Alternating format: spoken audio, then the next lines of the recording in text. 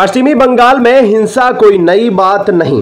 कभी महिला को शरेआम सड़क पर पीटा जाता है तो कहीं पंचायत में कुछ नेता कंगारू कचहरी लगातार इंसाफ करते हैं। ऐसे में कोलकाता में ट्रेनी डॉक्टर का रेप और हत्या के बाद राज्य में राष्ट्रपति शासन की अटकलें लग रही है। बीजेपी लगातार बंगाल में राष्ट्रपति शासन की मांग कर रही है। राज्यपाल सीवी आनंद बोस दिल्ली आकर रिपोर्ट दे चुके हैं। बोस ने महामहिम राष्ट्रपति द्रौपदी मुर्मू और उपराष्ट्रपति जगदीप धनखड़ के अलावा देश के गृह मंत्री अमित शाह से मुलाकात की है। इसके बाद चर्चा तेज हो गई कि पश्चिमी बंगाल में राष्ट्रपति शासन लग सकता है। कांग्रेस, टीएमसी या अन्य किसी विपक्षी दल शासित राज्य में बलात्कार की वारदात हो तो बीजेपी के नेता सुबह शाम उस प्रदेश को मुख्यमंत्री को कोसते हुए इस्तीफा मांगने लगते हैं। ठीक उसी तरह जब बीजेपी शासित राज्य में बलात्कार की कोई घटना होती है तो पूरा विपक्ष इसे इशू बनाकर इस्तीफा मांगने लगता है। यह दुर्भाग्य है कि सभी दलों के नेता अपने अपने राज्यों की हैवानियत पर चुप्पी साध लेते हैं।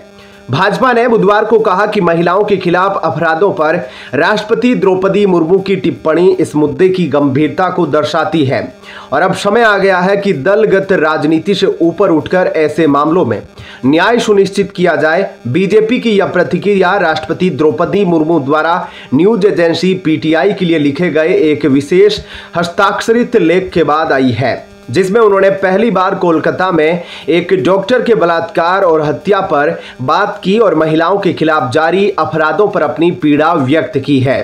बीजेपी नेताओं का कहना है कि ममता बनर्जी इस मुद्दे को लेकर भयभीत दिख रही है, इसीलिए लगातार बीजेपी शासित राज्यों के खिलाफ आग उगलते हुए बहुत कुछ जल जाने की धमकी दे रही है। वहीं राष्ट्रपति की राय पब्लिक डोमेन में आने के बाद अटकलें लग रही है कि क्या ममता दीदी की कुर्सी छीन ली जाएगी और उनकी सत्ता जाने वाली है। यह सबसे बड़ा सवाल दिल्ली से लेकर बंगाल तक हर किसी के दिमाग में तेजी से घूम रहा है।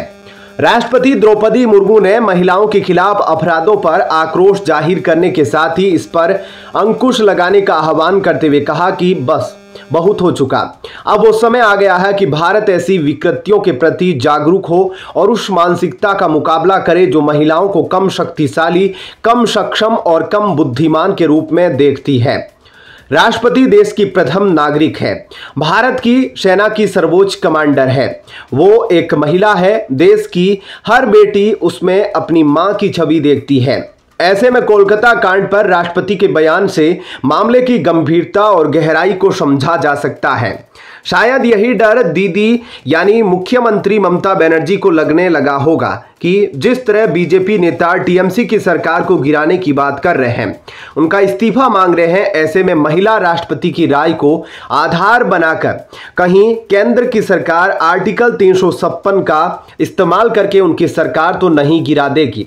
भारतीय संविधान के अनुच्छेद 355 और अनुच्छेद 356 के तहत राष्ट्रपति शासन लगाया जा सकता है। अनुच्छेद 355 केंद्र सरकार को राज्यों को बाहरी आक्रमण और आंतरिक अशांति से बचाने की ताकत देता है।